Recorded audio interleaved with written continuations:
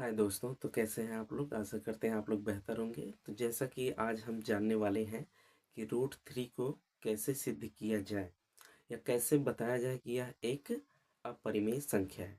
तो अपरिमेय संख्या के बारे में जो है काफ़ी कुछ हम लोग जानते हैं। जैसे अपरिमेय को हम p बटे क्यू के रूप में नहीं लिख सकते हैं ना, और परिमेय संख्या को p बटे क्यू के रूप में लिख सकते हैं। तो आइए देखते हैं हम कि रूट थ्री को कैसे हम अपरिमेय संख्या प्रूफ कर सकते हैं या हम बता सकते हैं। ठीक है, तो हमने कहा कि अगर हमारे पास एक क्वेश्चन है और उस क्वेश्चन को प्रूफ करना है।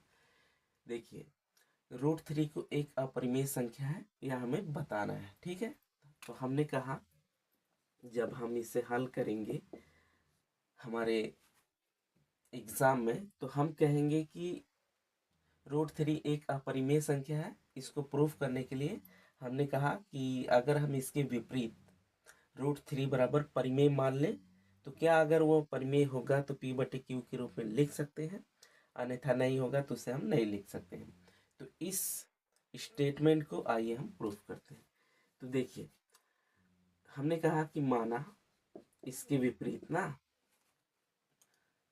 माना रूट थ्री एक परिमेय संख्या है। ठीक है, हमने इसके विपरीत जस्ट क्या माना कि रूट थ्री एक परिमेय संख्या है। तो परिमेय संख्या को हम p बटे क्यू के रूप में लिख सकते हैं। तो हमने कहा रूट थ्री बराबर p बटे क्यू। ठीक, अब अगर हम इसे p बटे क्यू के रूप में लिख सकते हैं जहां जहां हमारा q बराबर 0 नहीं होना चाहिए। ठीक है, अब हम क्या करेंगे, हमने कहा कि दोनों पक्षों का स्क्वायर कर दो। तो दोनों पक्षों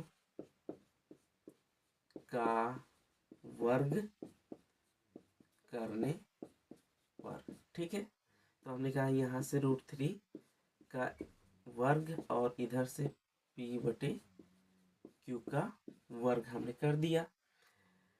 ठीक है, तो इसको वर्ग करेंगे तो यहाँ हमें मिलेगा 3 और इधर क्या मिलेगा p स्क्वायर बटे क्यू स्क्वायर। ठीक, क्यू स्क्वायर को इस तरफ ले जाएंगे, 3 को इस तरफ लेके आएंगे तो क्यू स्क्वायर बराबर पी स्क्वायर बटे 3। अब यहाँ से ध्यान देना कि अगर 3 जो है पी स्क्वायर को डिवाइड कर रहा है तो 3, अगर 3 पी स्क्वायर को डिवाइड कर रहा है तो 3 किसको डिवाइड करेगा, पी को भी करेगा, है ना। या ऐसे मान लो, अगर पी का मान मान लो 3 है तो 3 का स्क्वायर कितना होगा 9। जब 3 9 को डिवाइड कर रहा है तो 3 को भी डिवाइड करेगा, मतलब p का मान अगर 3 है तो p स्क्वायर का मान 9 हो जाएगा। तो 3 9 को जब डिवाइड मतलब काट रहा है तो 3 को भी काटेगा, काटेगा ना। ठीक, तो यहाँ से देखिए हम यहीं से कहेंगे कि 3 p स्क्वायर को विभाजित कर रहा है।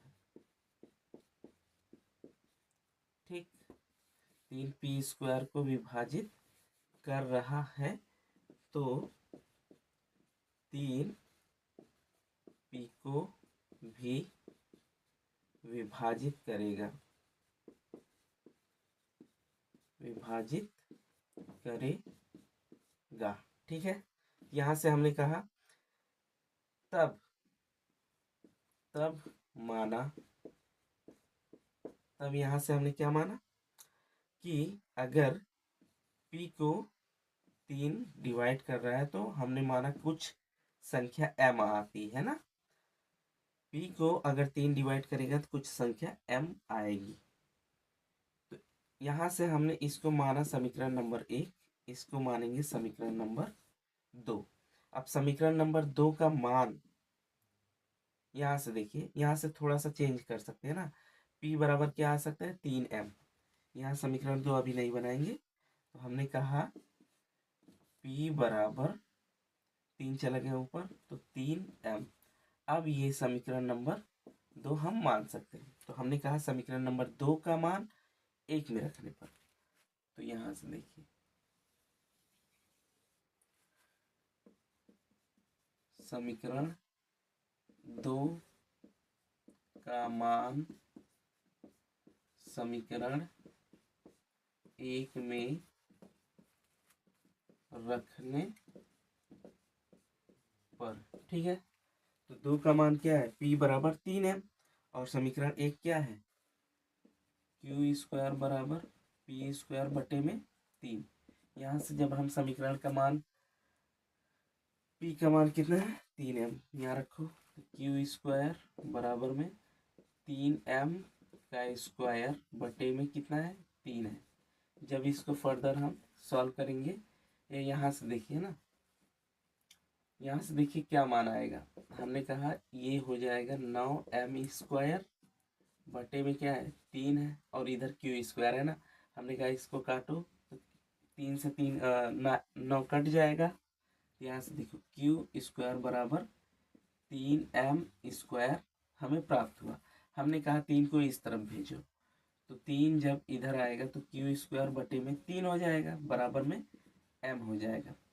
अब यहाँ से यहाँ से यहाँ से देखेंगे कि अगर 3 क्यू स्क्वायर को विभाजित कर रहा है ना, 3 क्यू स्क्वायर को विभाजित कर रहा है, 3 जो है क्यू स्क्वायर को विभाजित कर रहा है ना, तो 3 पी को भी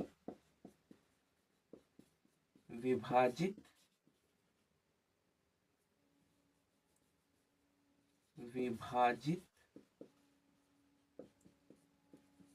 करेगा, ठीक है।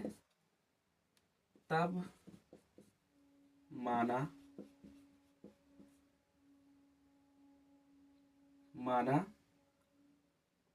n प्राप्त होता है ना, ठीक है। अगर 3 p को विभाजित कर रहा है तो माना n प्राप्त होता है। तो हमने कहा यहाँ क्यू स्क्वायर है ना, तो यहाँ भी क्यू होगा, सॉरी, तो क्यू होगा। अगर 3 क्यू को विभाजित कर रहा है तब हमें n प्राप्त होता है, यह हमने मान लिया। तो हमने कहा कि क्यू को 3 से विभाजित जब करेंगे तो हमने कहा n प्राप्त होता है। यहाँ से देखिए q बराबर क्या मिलेगा, q बराबर हमें मिलेगा 3n। अब ये समीकरण नंबर 3 मान लो, ठीक है। अब जो हमारा पहला स्टेटमेंट था क्या, कि √3 बराबर p बटे q। अब √3 बराबर p बटे q माना था हमने, यहाँ पे क्या था, हमने माना था ना, या माना गया था, माना गया था। तब P और Q का मान रखने पर ना, रखने पर देखिए P का मान क्या आया है, P का मान आया है 3m और Q का मान 3n आया है। यहाँ से √3 बराबर 3m और बटे में 3n। अब देखिए अगर कोई भी संख्या p बटे q के रूप में है तो उसमें कुछ भी कॉमन नहीं मिलना चाहिए। जैसे हमने कहा कि अगर हमारे पास मान लो 25 है और बटे में 5 है ना, तो इसको ऐसे भी लिख सकते हैं 5/25। अगर ये परिमेय संख्या है तो ठीक है, अगर ये परिमेय संख्या है तो इसको हम, अभी देखिए ये ओरिजिनल रूप में नहीं है ना, तो इसको हम लिख सकते हैं 5 से काटेंगे तो 1/5 आएगा। अब इसको हम परिमेय संख्या कह सकते हैं, क्यों, क्योंकि यह ओरिजिनल रूप है ना। लेकिन यहाँ पे देखिए 5 बटे में 5 × 5 ये कॉमन मिल रहा है, तो इसको अभी तक हम नहीं कहेंगे क्योंकि 1/5 तो अलग हो गया ना। और जब कॉमन मिलेगा तो वो परिमेय संख्या नहीं बनेगा। अगर कॉमन मिलेगा तो वो क्या बनेगा, वो परिमेय संख्या नहीं बनेगा, है ना। यहाँ पे देखो कॉमन मिल रहा है तो ये हमारा परिमेय संख्या नहीं है ना। हमारा परिमेय संख्या क्या है, 1/5। यहाँ देखिए अगर हमारा कॉमन मिल रहा है तो ये परिमेय संख्या नहीं बनेगा। तो अतः हम कह सकते हैं, अतः रूट, अतः या यहाँ लिख भी सकते हो ना कि 3 यहाँ पर कॉमन प्राप्त होता है, जबकि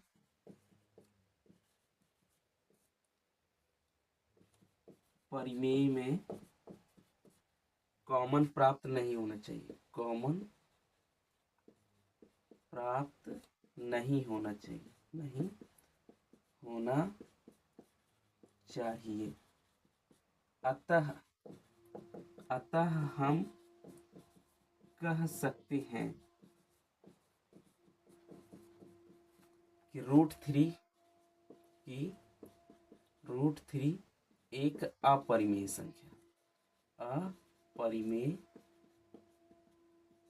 संख्या है। ठीक है, अतः √3 क्या है, अपरिमेय संख्या है। तो आपने देखा कि कैसे इस सवाल को जो है प्रूफ करते हैं। हमने कहा कि अगर √3 बराबर, हमने क्या माना था, एक परिमेय संख्या, और अगर ये परिमेय संख्या है तो इसमें कॉमन नहीं प्राप्त होना चाहिए, और कॉमन आ जाता है तो अतः हम कह सकते हैं कि यह √3 क्या है, एक अपरिमेय संख्या है। तो हमने कहा कि √3 बराबर P/Q है, तो दोनों पक्षों का वर्ग करेंगे। वर्ग करने पर हमें 3 P²/Q² मिल रहा है। 3 को इस तरफ ले जाएंगे और Q² इस तरफ आएगा ना, तो Q² बराबर P²/3। तो हमने कहा 3 अगर P² को विभाजित कर रहा है तो 3 P को भी विभाजित करेगा। तब हमने क्या कहा कि हमने माना अगर 3 जो है P को विभाजित करता है तो कुछ M प्राप्त हो जाता है ना। तो यहाँ से हमने कहा P बराबर 3M हमें प्राप्त होता है। अब इसका जो मान है वो समीकरण नंबर 1 में हमने रख दिया। तो यहाँ से Q² बराबर P²/3 हमारा जो है ये समीकरण नंबर 1 था। हमने मान रखा P का मान, तो हमें क्या प्राप्त हुआ, यहाँ से 3M/3। तो ये M² हो गया क्योंकि P का स्क्वायर बराबर 3M का स्क्वायर। स्क्वायर हमने किया तो Q² बराबर 3M² प्राप्त हुआ। यहाँ से हमने कहा कि 3 को जो है Q² के बटे में लेके आए, तो जब 3 Q² को विभाजित कर रहा है तो 3 Q को भी विभाजित करेगा। तो हमने कहा तब माना अगर 3 Q को विभाजित कर रहा है तो N प्राप्त होता है। यहाँ से हमने कहा Q बराबर 3N, और ठीक है। तो अब जब Q बराबर 3N मिला तो हमने कहा जो हमारा, जब हमने √3 को P/Q माना था उसमें हम P का मान Q का मान रखेंगे और देखते हैं क्या प्राप्त होता है। तो हमने कहा इसमें कॉमन मिल रहा है, और किसी भी परिमेय संख्या में अगर कॉमन मिलता है तो उस कॉमन को हम क्या कहते हैं, मतलब ये कॉमन नहीं मिलना चाहिए ना, अन्यथा यह अपरिमेय हो जाएगा। अगर कॉमन नहीं मिलेगा तभी उससे हम परिमेय संख्या कह सकते हैं। यहाँ जब कॉमन प्राप्त हो रहा था तो हमने कहा कि भाई अगर परिमेय होता है तो कॉमन नहीं मिलता है, बट यहाँ पे कॉमन मिल रहा था तो हमने कहा कि यह अपरिमेय संख्या है। ठीक है, अगर हम सही माने होते कि यह एक अपरिमेय संख्या है तब तो ठीक है, लेकिन हमने क्या माना था कि यह परिमेय संख्या है, मतलब अजम्पशन हमारा जो है रॉन्ग हो गया। तो अतः हम कह सकते हैं कि √3 क्या है, एक अपरिमेय संख्या है। तो इसी तरह जो है हम √3 को प्रूव कर सकते हैं कि यह एक अपरिमेय संख्या है। और आपके एग्जाम में भी ऐसे सवाल आएंगे तो √5, √7, √11 यह आप प्रूफ कर सकते हैं। और अगर आपको यह अच्छा लगा हो तो हमारे साथ जुड़िए, एंड मिलते हैं नेक्स्ट वीडियो में।